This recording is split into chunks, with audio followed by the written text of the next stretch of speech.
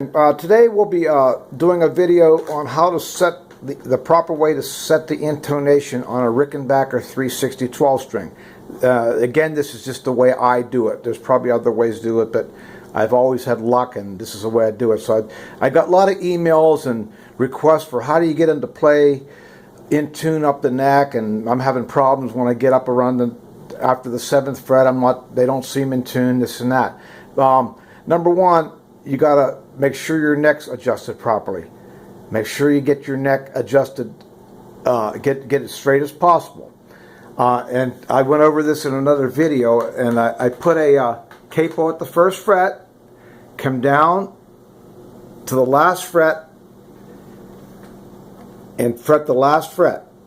And about the 7th fret there, right about here, I should have about 4 thousandths relief under there. So I should be able to put my feeler gauge under there, which is, as you can see, is 4 thousandths. And it's just something, it's an old thing that I used to set spark plugs in cars back in the 70s. So while holding that down here at the last fret, I'll slide that under there and have just a little bit of relief. I like to have about 4 thousandths, just a little bit of relief in the neck, and I shoot for about 4 thousandths on both sides, the low E and the high E. And by doing that, you got to take the truss rod cover off, and there's 2 nuts up under you. If you want to, you tighten them to make the relief smaller. So you're tightening the rod, so you're tightening the neck. And every time you make an adjustment, make sure you tune the guitar back up to pitch and everything like that. So, and we'll go down here to the bridge. This bridge here, as you can see, is a 12 saddle bridge. It's I purchased it from Ed Roman Guitars in Las Vegas. You can check him out on the website. He has a website, Ed Roman Guitars. He's in Las Vegas, Nevada. And I put the 12 saddle bridge on this guitar because I just quite couldn't get it to tune up with the 6 saddle. Everything I did, it just wasn't playing true to my ear. So I went to the 12 saddle on this, and my other Rickenbacker, my V64, has the 6 saddle, and it intonates perfectly. So, and you'll see the little adjusting screws here. I got 12 of them, and they're connected to each saddle. And when you turn them, they move that saddle back and forth. So, we'll get on to what you need to do to adjust it. But and also on this bridge here, if you can see, they're not aluminum saddles. They are I think they have a Kevlar coating on them. It's the same stuff they use in bulletproof vests. So it works out really good for me in the tone. I like the tone of it, so I have no complaints about this bridge. And of course, the Rickenbacker ones are just as good. So it depends on where you want to get it and if you decide to do this. But we'll go over here to where we adjust it. So once again, we'll strike the E string and we'll watch the tuner. But first of all, we got to take the capo off.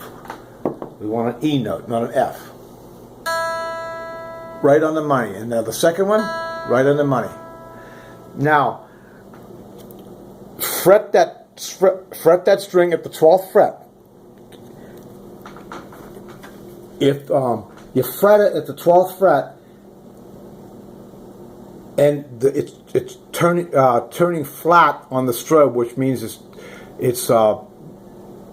going to the left on the strobe tuner, that means you have to shorten it. So you need to turn your adjusting screw counterclockwise back here, counterclockwise to shorten it.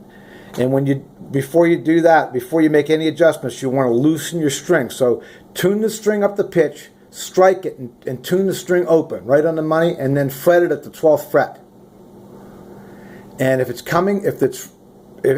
when you fret that and strike the string, if it's coming back flat, you want to turn that adjusting screw counterclockwise. You want to shorten the travel.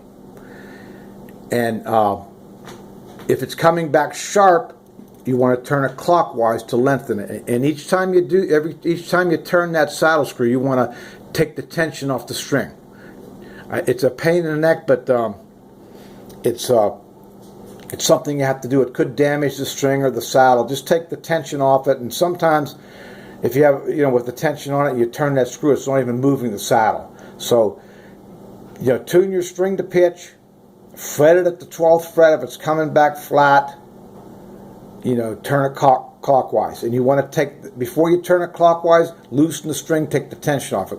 Turn it 1 or 2 turns, tune it back to pitch.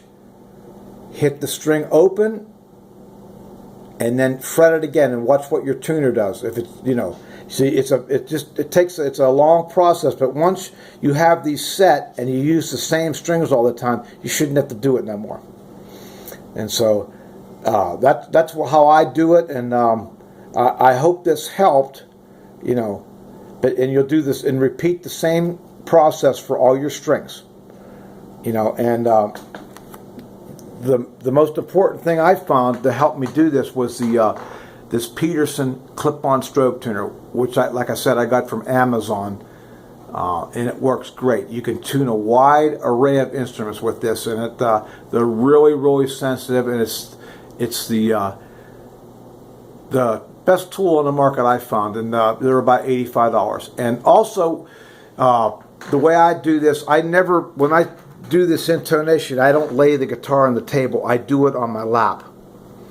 And I'll pick the guitar up and I'll show you why.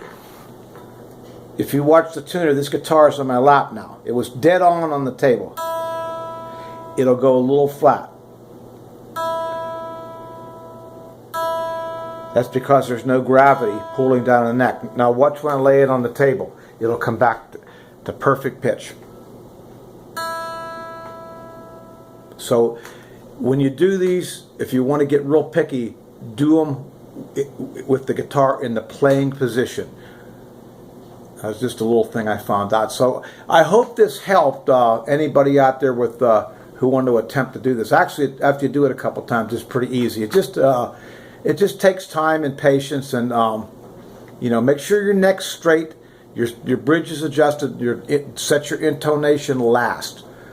And if you have any questions on this, give me a call. Shoot me an email rather at GaryWJacob@Comcast.net. And I'll see everybody later. Thanks for watching.